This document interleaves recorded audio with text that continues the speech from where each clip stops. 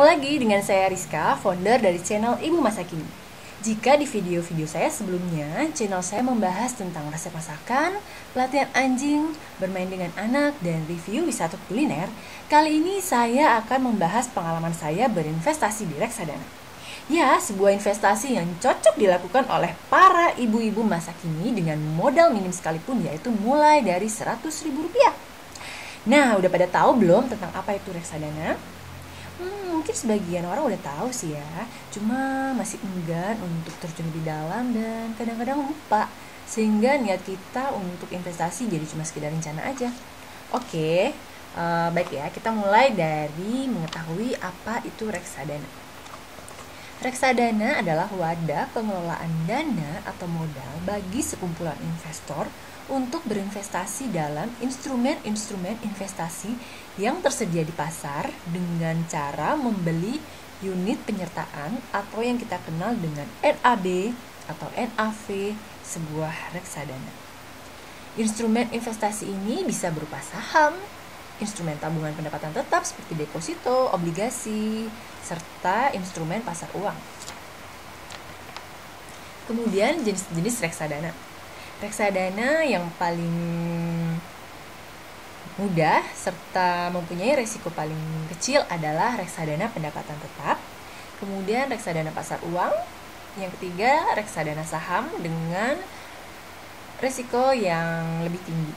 Sementara jika kita ingin mengoleksi reksadana saham namun masih takut dengan risiko tinggi, kita bisa memilih reksadana campuran. Nah, bagaimana sih cara kita memilih reksadana? Yang pertama, kita harus menentukan dulu tujuan investasi kita itu untuk apa. Apakah untuk jangka pendek, jangka menengah, ataukah jangka panjang?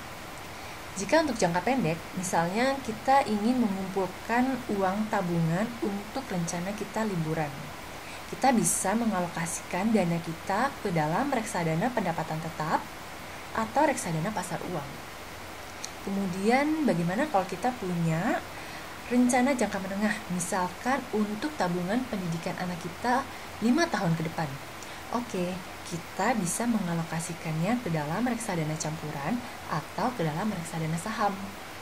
Lalu untuk jangka panjang gimana ya? Untuk misalnya anak kita masih kecil nih, dan kita butuh uang untuk pendidikannya pada saat dia kuliah atau pada saat mereka akan menikah.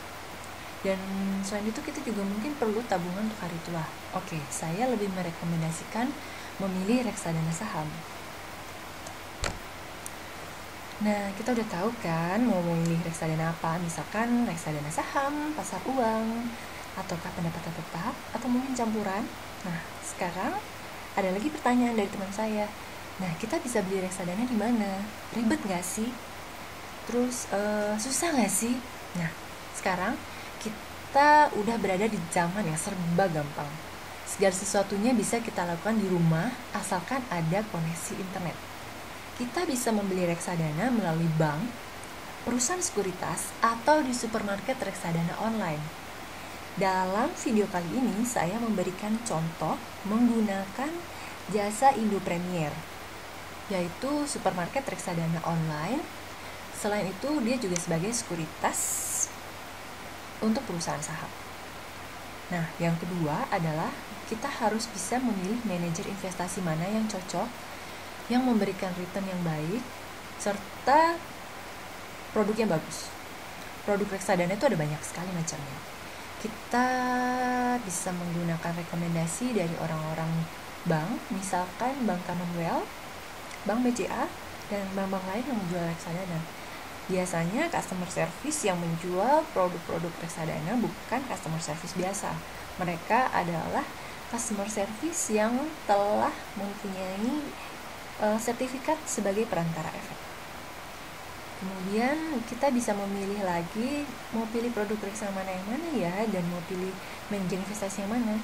Kita bisa menggunakan analisa pribadi kita dengan bantuan tools yang sudah disediakan di beberapa website seperti indopremier.com dan bareksa.com.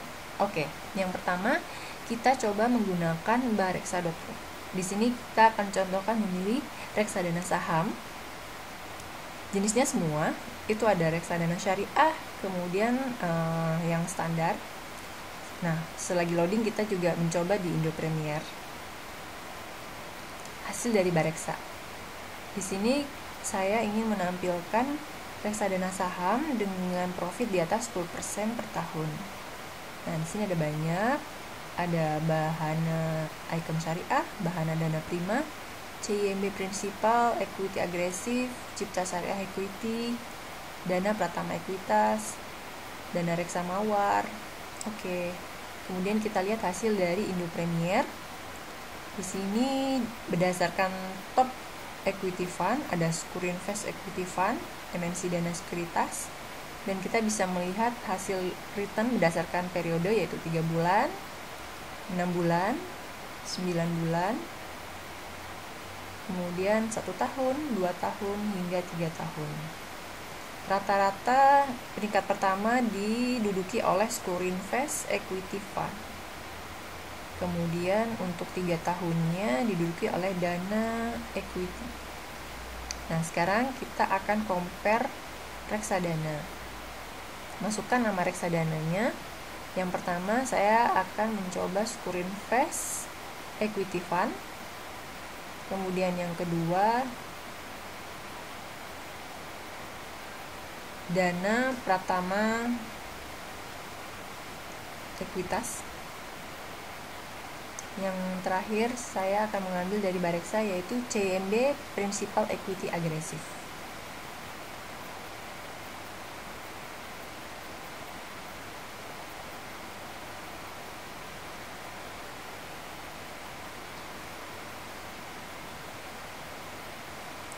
Oke, kemudian jika sudah selesai, kita klik compare.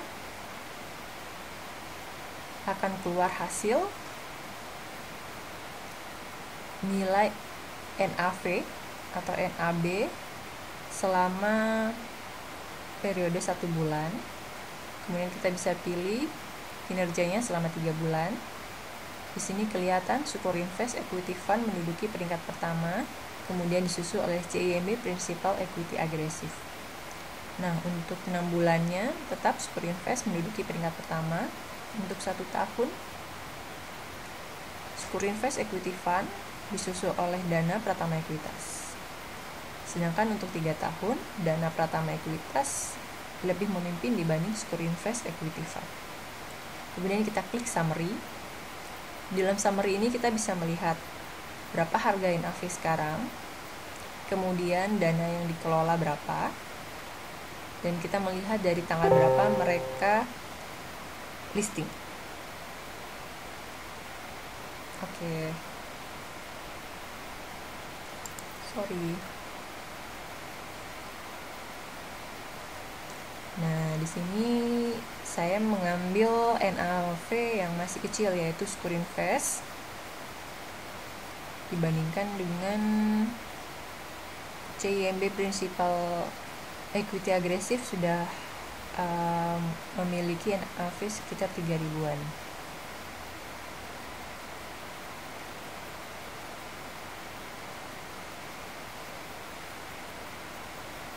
Di sini di Bareksa juga ada Skurinvest Equity Fund menduduki peringkat pertama dari segi prosentase selama 1 tahun terakhir. Nah, kemudian cara membeli reksadana, pada summary dari compare reksadana, kita klik buy fund, kemudian kita centang setuju dengan ketentuan subscription, kemudian check out, sama seperti kita masuk di online shop,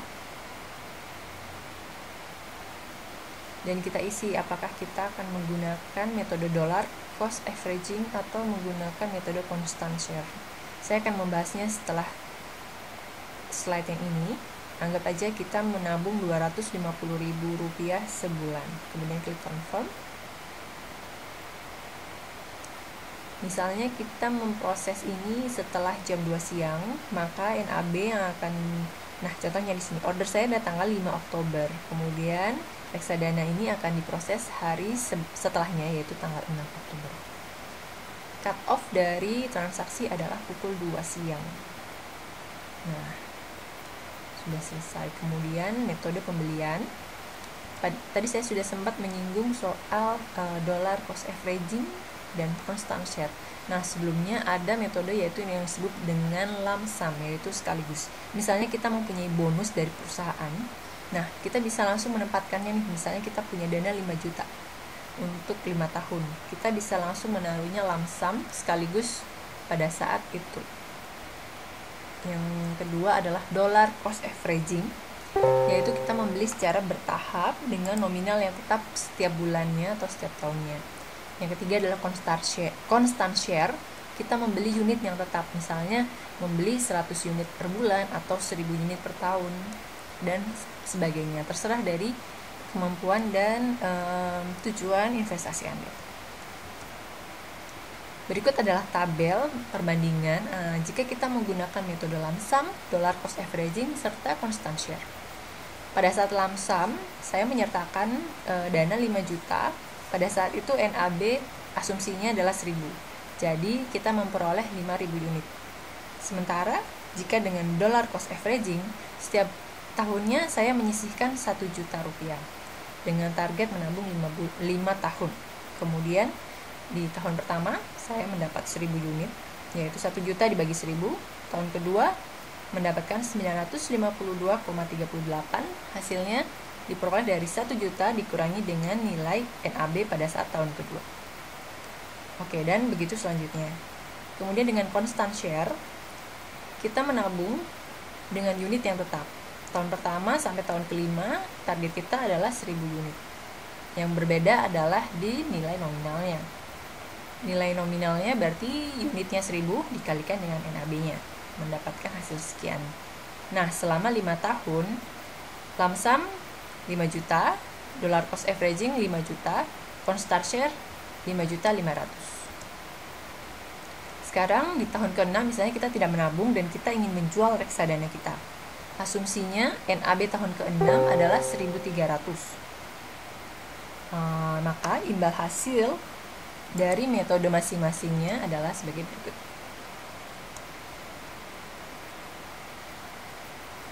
Di tahun ke-6 NAB 1.300, berarti 1.300 dikalikan dengan unit yang dimiliki. Untuk lump sum 5.000, nominal yang bisa kita ambil adalah 6.500.000. Sementara untuk dollar cost averaging, totalnya adalah 4.564,36 unit dikalikan 1.300 menghasilkan 5.933.668 rupiah. Kemudian untuk constant share kita memiliki dana 6,5 juta rupiah. Nah, masing-masing keuntungannya, lump sum kita untung 1,5 juta, constant share kita untung 1 juta, dan dollar cost averaging paling kecil yaitu 933.668 rupiah. Dengan prosentase terbesar 1,5 juta dibagi dengan modalnya 5 juta, 30% diperoleh jika kita menggunakan metode lump sum.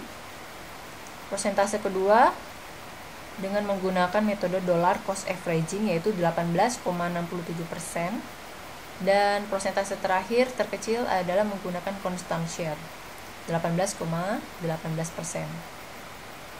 Namun profit keuntungan nominal yang kita miliki dengan constant share lebih besar dibandingkan dengan dollar cost averaging. Nah, sekarang tergantung lagi pada keperluan dan kebutuhan Anda. Kapan sih waktu yang tepat untuk membeli? Apakah awal bulan, akhir bulan, atau menunggu momentum? Nah, jika kita nggak mau ribet, kita bisa menggunakan sistem auto debit. Bisa dilakukan awal bulan, akhir bulan. Atau kalau misalnya kita ingin lebih optimal, kita tidak perlu menggunakan fitur auto debit. Kita bisa manual menunggu membeli pada saat yang tepat, yaitu pada saat harga murah. Pada saat market mengalami tren naik, lebih menguntungkan jika membeli reksadana di awal bulan. Tetapi pada saat market turun, lebih baik kita membeli di akhir bulan. Terus bagaimana sih yang dimaksud dengan menunggu momentum? Nah, ini dia. Yang pertama, kita install dulu Chartnexus, kemudian pilih Composite. Sebenarnya nggak harus aplikasi ini, kita bisa menggunakan aplikasi apapun yang ada di Android. Kemudian kita cek IHSG. Kenapa IHSG? Karena rata-rata reksadana saham itu sangat berbanding lurus dengan harga IHSG. Jika IHSG naik, NAB pun naik. Kemudian pada saat IHSG turun, rata-rata NAB juga turun. Nah, kita di sini menggunakan indikator stokastik. Stokastik ini adalah indikator untuk